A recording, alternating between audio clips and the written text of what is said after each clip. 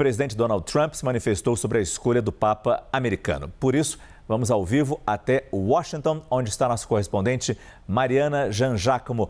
Mariana, é importante a gente saber o que Trump disse sobre Robert Prevost. Boa noite.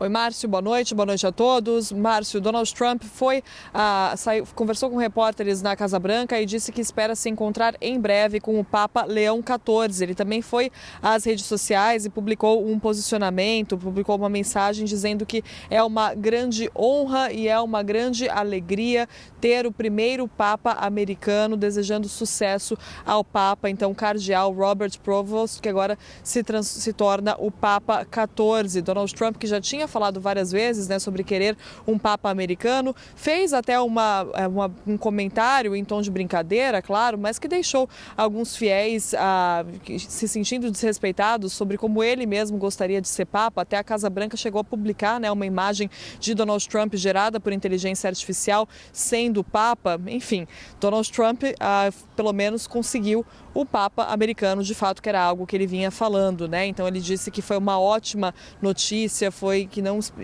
não falou que não esperava, né? Porque ele dizia que ele queria um Papa americano, mas disse que foi uma ótima notícia quando ele estava assistindo a TV, acompanhando o conclave e viu que era um Papa americano. Agora, não só ele se pronunciou, Márcio, o vice-presidente americano, J.D. Vance, também foi às redes sociais para parabenizar o novo Papa, J.D. Vance, que esteve com o Papa Francisco poucas horas da morte, né, do Papa Francisco, ainda no domingo de Páscoa, publicou uma mensagem também logo que saiu a notícia da morte do Papa Francisco. E J.D. Vance, que já foi criticado pelo Papa Leão XIV, né, ou pelo menos por uma conta com o nome do Papa Leão XIV, Robert Prevost, no X, no antigo Twitter. O que acontece, Márcio, é que toda a imprensa está falando bastante sobre esses comentários que foram feitos, inclusive aqui nos Estados Unidos, nessa conta, mas a gente ainda não conseguiu verificar, independentemente se de fato o Vaticano ainda não confirmou sobre se essa conta pertence ao Papa Leão XIV, mas é fato que é uma conta que tem o selo ali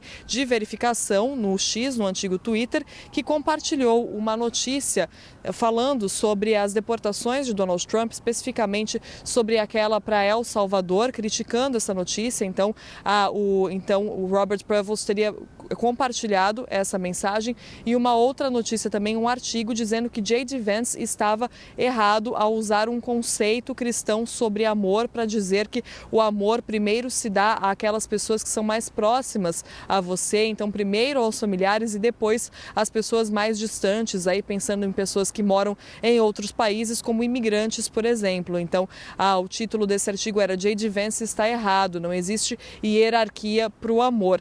Então a gente percebe que pode ser um Papa com um posicionamento diferente, né, de Donald Trump, assim como o Papa Francisco era e criticou abertamente as políticas de imigração de Donald Trump, e ao mesmo tempo um Papa nascido aqui nos Estados Unidos. Então a gente teve essas mensagens de parabéns e de celebração tanto de Trump quanto do vice J.D. Vance. Márcio.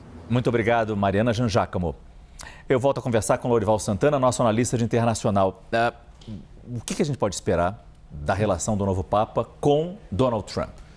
O cardeal Prevost é um crítico do Trump desde pelo menos 2015. Em 2015, quando o Trump começou a primeira campanha dele, falando de imigração, de expulsar os imigrantes, de construir um muro na fronteira com o México, ele compartilhou, retweetou um tweet do cardeal americano Timothy Dolan, que criticava duramente essa posição do Trump. Em 2018, quando houve aquela política do governo Trump de separar as crianças, filhos de imigrantes, dos seus pais, o cardeal compartilhou também uma postagem que dizia que isso era moralmente indefensável e, enfim, também fazendo críticas bastante duras a essa postura. E agora, este ano mesmo também, depois que o Papa Francisco criticou essa visão do J.D. Vance sobre o amor concêntrico, também o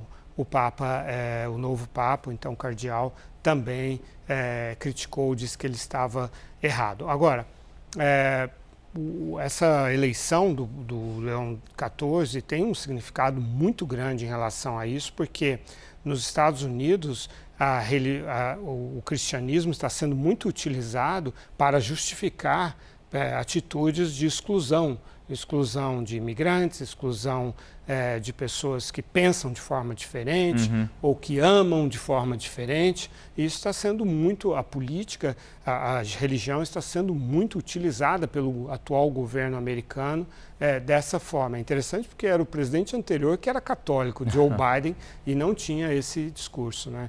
Mas então, nesse sentido, politicamente é muito significativa a eleição do Robert Prevost, porque ele, como americano, como um cardeal americano e agora papa, ele conhece muito bem esse debate nos Estados Unidos e tem uma posição divergente do governo americano no que diz respeito às questões sociais, a exclusão dos imigrantes, a não ter uma atitude do Estado mais generosa para com os pobres, assim por diante.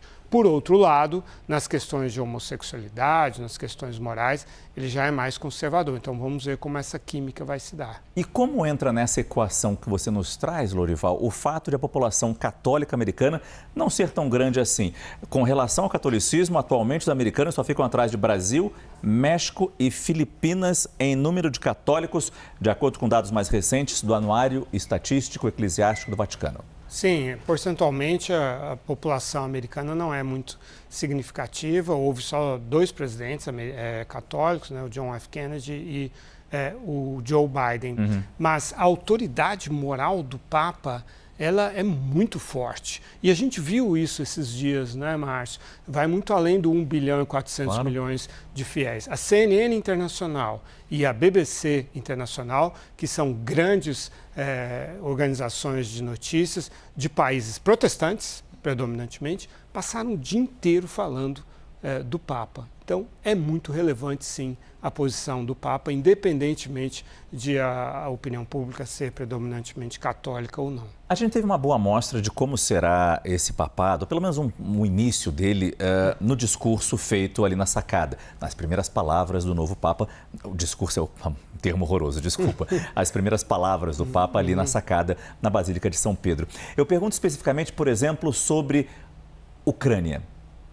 Ele vai condenar a guerra como Francisco condenava?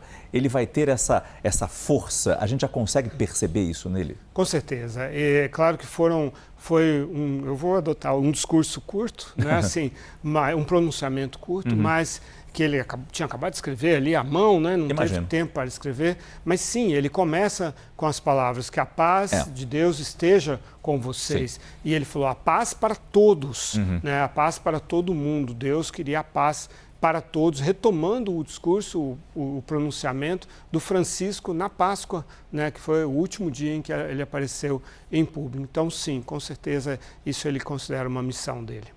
Aliás, foi incrível como ele se emocionou em diversos momentos nessa fala ali na sacada da Basílica de São Pedro, mas principalmente quando ele lembrou esse momento da Páscoa e de como Francisco, nos seus últimos momentos de vida, se esforçou ali para transmitir aquela mensagem. Eles eram muito próximos, pessoalmente, né? O Francisco que o tornou cardeal, o Francisco que o levou para Roma, para uma posição super importante, né? Chefiar de ser o prefeito de Castério para os bispos, uma posição chave realmente, que cuida ali da nomeação e de destituição de bispo. Então, sem dúvida, havia uma proximidade muito grande entre essas duas figuras. Muito obrigado, Lorival Santana.